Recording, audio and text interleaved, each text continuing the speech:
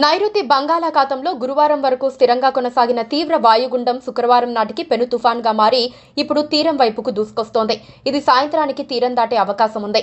పశ్చిమ వాయువ్య దిశగా కదులుతోన్న ఫెంగల్ తుఫాన్ పుదుచ్చేరికి 150 కిలోమీటర్లు, చెన్నైకి 140 కిలోమీటర్ల దూరంలో కేంద్రీకృతమై ఉంది. కారైకాల్, మహాబలిపురం మధ్య పుదుచ్చేరి సమీపంలో అది తీరం దాటే అవకాశం ఉంది. నెల్లూరు, తిరుపతి, చిత్తూరు, అన్నమయ్య జిల్లాల్లో అక్కడక్కడ కుంభవృష్టిగా వర్షాలు కురుస్తాయని వాతావరణ శాఖ అధికారులు పేర్కొన్నారు. ఇంకా అన్నమయ్య జిల్లాలో భారీ నుంచి అతి భారీ, ప్రకాశం, కడప జిల్లాల్లో భారీ వర్షాలు.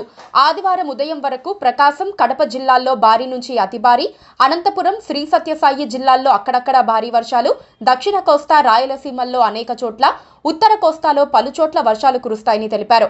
కాగా తుఫాను ఉత్తర తమిళనాడు తీరం దిశగా వస్తున్నందున కోస్తాలో తీరం వెంబడి గాలుల ఉధృతి పెరిగింది. శనివారం దక్షిణ కోస్తాలో గంటకు 70 నుంచి 80, అప్పుడప్పుడు 90 కిలోమీటర్లు, ఉత్తర కోస్తాలో 45 నుంచి 55, అప్పుడప్పుడు 65 కిలోమీటర్ల వేగంతో గాలులు వీస్తాయి. ఇంకా డిసెంబర్ 1, 2 తేదీల్లో తీరం వెంబడి గాలులు వీస్తాయని, మత్స్యకారులు చేపల వేటకు వెళ్లరాదని విశాఖ తుఫాన్ హెచ్చరిక కేంద్రం తెలిపింది. దక్షిణ కోస్తా తీరంలో అలల ఉధృతి పెరిగింది. తుఫాను నేపథ్యంలో ఉత్తర తమిళనాడు సమీపంలో ఉన్న కృష్ణపట్నం ఓడరేవులో 6వ నెంబరు ప్రమాద హెచ్చరిక, ఇతర ప్రధాన ఓడరేవుల్లో 2వ నెంబరు భద్రతా సూచిక ఎగరవేశారు. ఇక తుఫాను గాలులు, వర్షం ప్రభావంతో నెల్లూరు నగరంలోని వీధులన్నీ జలమయమయ్యి నదులను తలపిస్తున్నాయి.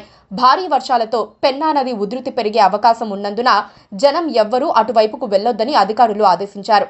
సోమశిల డ్యాం భద్రతపై అధికారులు ప్రత్యేక దృష్టి సారించారు. సముద్ర తీరంలో గంటకు అలల ఉధృతి పెరుగుతోంది. దానితో తీర ప్రాంత వాసులు, మత్స్యకారులు భయం గుప్పిట్లో కాలం గడుపుతున్నారు. నెల్లూరు జిల్లాలోని పలు ప్రాంతాల్లో వర్షం కారణంగా వరి నారు మల్లు దెబ్బతిన్నట్లు వ్యవసాయ శాఖ గుర్తించింది. తుఫాను హెచ్చరికల నేపథ్యంలో వారం రోజులుగా సముద్రంలో చేపల వేట నిలిచిపోయింది. దీంతో జాలర్లకు ఉపాధి కరువైంది. ఇక తూర్పుగోదావరి జిల్లా ఉండ్రాజవరంలో తుఫాను ప్రభావంతో భారీ వర్షం కురుస్తోంది. పంట పొలాల దగ్గర ధాన్యం రాసులు ఉండటంతో రైతులు ఆందోళన చెందుతున్నారు.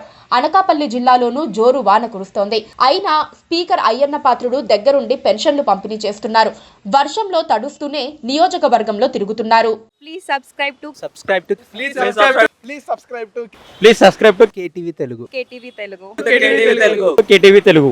KTV Telugu. KTV Telugu channel.